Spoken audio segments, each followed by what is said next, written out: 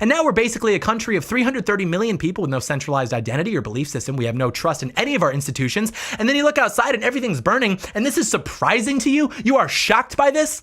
I wasn't. Hello there, ladies and gentlemen. Welcome to the video that might make you upset, might make you angry, perhaps at me, because I'm going to criticize a lot of liberal ideas that people think are actually conservative.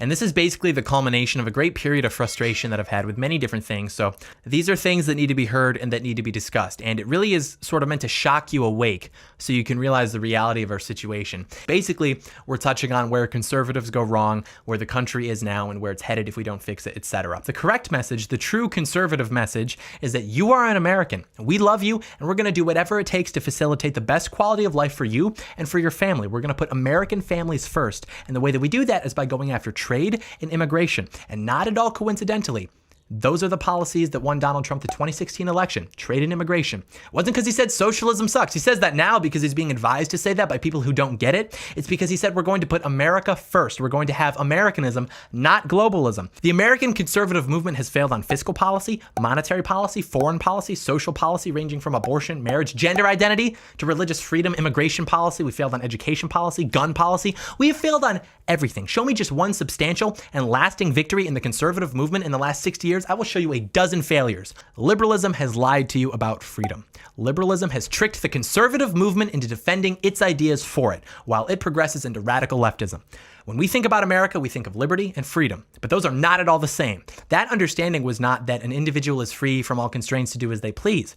That definition of liberty is very new in world history. That is a liberal definition of liberty. And counterintuitively, it is that understanding of liberty as the individual's ability to do whatever they want without constraint that has led to the downfall of true liberty and of Western civilization. I just asked you to think about what liberty and freedom mean to you. But when you think about it, why do we regard liberty to be good? Like, what is inherently good about an individual having the choice to do as they please? What if they choose to destroy themselves? That's not good. I'm talking about self-governance. I'm talking about people governing themselves and their communities. Liberty is not just doing whatever you want, because if you do whatever you want, you will become a slave to your desires because you're a human being, and all human beings are flawed. So you'll end up becoming a slave to yourself. Liberty isn't good in itself, but it's good because it requires virtue. Without virtue, it's impossible to achieve true liberty. But the problem with the true understanding of liberty in the eyes of liberalism was that it required things like tradition and social structures and a defined culture within society in order to cultivate that virtue in people. And since liberalism sought to totally liberate the individual, all of those had to go. What we found out is that when we operate under a liberal definition of liberty, the autonomous individual is achieved. There's no family structure, no common culture or religion or value framework. There's nothing. The only thing that we have in common is that we have nothing in common. And what that does is it destabilizes society. It makes people untrusting of each other, and that leads to a bigger, more invasive government because people seek the stability that they aren't getting in society elsewhere. As we become more free, we actually become less free in the true sense. Don't you understand that they want you to believe that that's actually conservatism? Why do you think conservatives are losing, even though we're winning elections for the time being? Why has our country shifted so far to the left if we keep voting our guys into office? Because much of what we consider to be conservatism is actually just liberalism. That's why we're losing. The people that we're sending to fight for us are largely not even conservative. If you think that conservatism is about freedom and liberalism is about control, that's just incorrect. Liberalism, in theory, orders the society to put emphasis on the individual. And what that does, in effect, as we've talked about, is it disintegrates the society and its social fabric, which in turn destabilizes that society to where we are now, a society where you're free to change genders and kill babies in the womb and smoke weed and watch porn, etc. You think it's a coincidence that it's easier for an 11-year-old boy to access hardcore pornography on the internet than it is for him to sell lemonade in his front yard? Do you think that it's a coincidence that in the last few decades, the government has made it much more difficult for young people to pursue things like homeownership, while simultaneously making it easier for them to obtain things like marijuana? But on the other hand, conservatism tends to put emphasis on the family and on the community and on the society. And because ordering things as such allows for the society to be stable, what we find is that that society doesn't need or want a bigger government, and it's capable of self-government because it's filled with moral, virtuous people. That's true conservatism.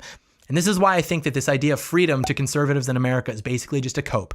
It's a coping mechanism because our society is completely divided. We're more depressed and suicidal and isolated than ever. We're nihilistic. We have no sense of community. We have no family structure, but hot damn, at least we're free. God bless America. It's just a cope. You're not free.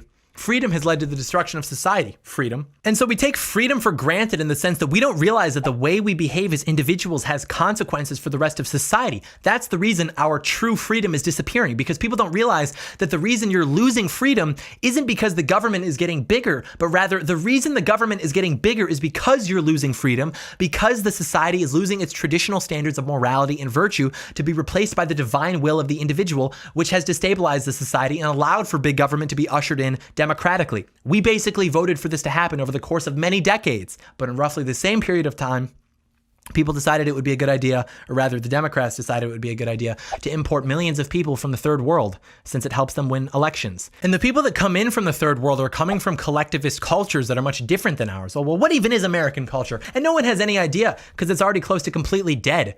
The reality of the situation is that these cultures largely do not share our values. And if you'd like to start with a secular framework for American values, you can start with the Constitution. These immigrants are coming in, and by a majority, they're against the First Amendment. They're against the Second Amendment. They overwhelmingly vote for Democrats. And that's why I never quite understood this conservative talking point of, well, I don't like illegal immigration, but I don't mind at all if they come legally. And they're not coming to America because they value our Constitution. I'm sure some of them do, but as a general rule, they're coming to this country for the economic opportunity. Oh, well, John, you don't understand. We actually need to bring in millions of people each year from the third world to help our economy grow. Oh, you mean the economy that's going to be permanently destroyed when they vote the Democrats into power and you can never win an election again? That's the one you're talking about, right? That economy, right? And the Republican Party will either die or become a much more liberal perversion of itself. And the two-party Overton window in this country will shift to a liberal party and a socialist party. And to everyone that's going to call this racist, I don't want the Europeans coming in here trying to take our guns away and nationalize our healthcare either. It has nothing to do with race, everything to do with culture. I'm not quite sure why conservatives don't talk about this, because the left certainly talks about this. They're very excited about it. They're ecstatic about it. They celebrate it because they know it's how they win forever. So back to the freedom question. The true point is that government costs money. And if you're going to take money away from me and my family, then it better be for something actually necessary. That's essentially why I maintain that this fixation on freedom is basically a cope, because freedom is only good if you can use it to do good. And our government and our culture have made it increasingly difficult to get a well-paying job without amassing tens of thousands of dollars in debt, to find a moral spouse, to buy property, to raise a family. But you're free because what? You can buy a gun and watch porn?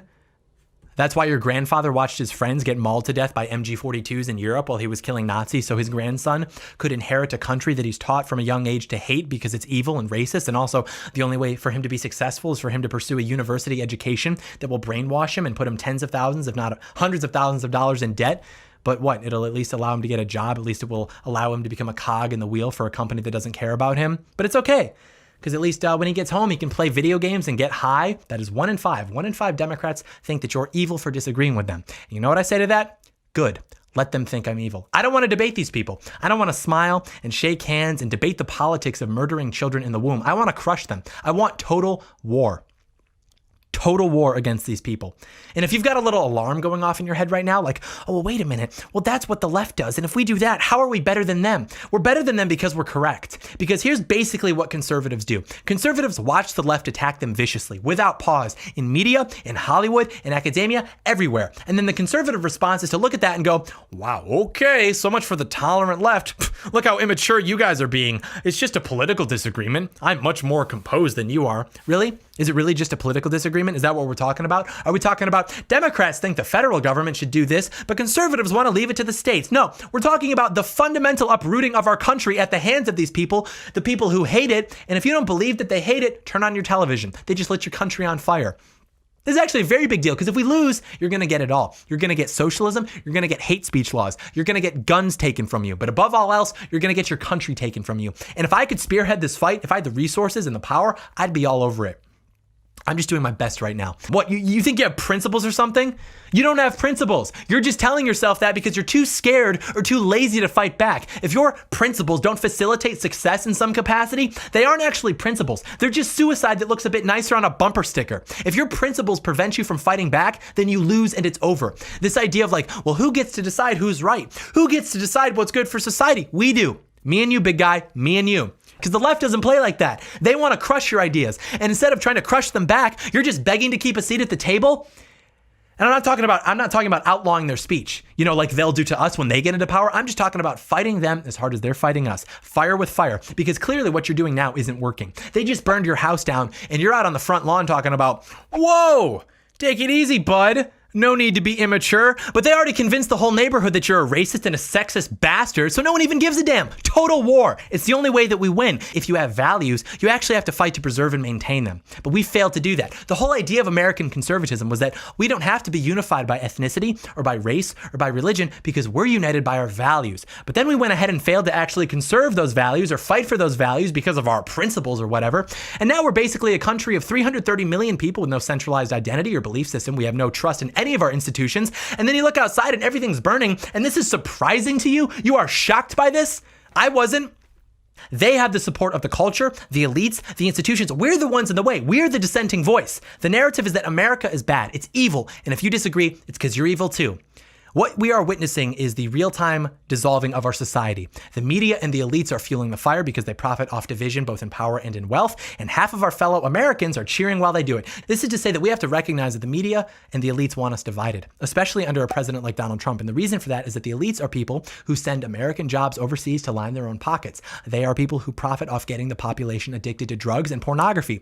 They are people who profit off you hating your neighbor, convincing you to do that. These are people who need you distracted in order to maintain their power over you both in government and in society. And that's why they have to do this under Trump, who ran an anti-establishment, anti-elite, pro-American people, America First campaign. If they can distract the population from that, and if they can convince them that this is all Trump's fault, that message will cease to resonate. It will be dismissed. That's why they love mass immigration. They bring in people from the third world. The elites hire them instead of American workers to save money. The country becomes more divided because they use their media to preach division and racism. And then that divided country requires a bigger government to keep from collapsing at the expense of you, the American people.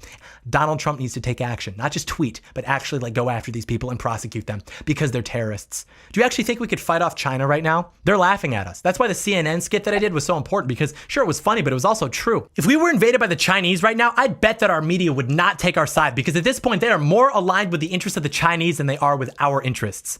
So how do we come back from this? What's the solution to this? Well, in theory, it's simple, but it's much harder in practice. Basically, it is this.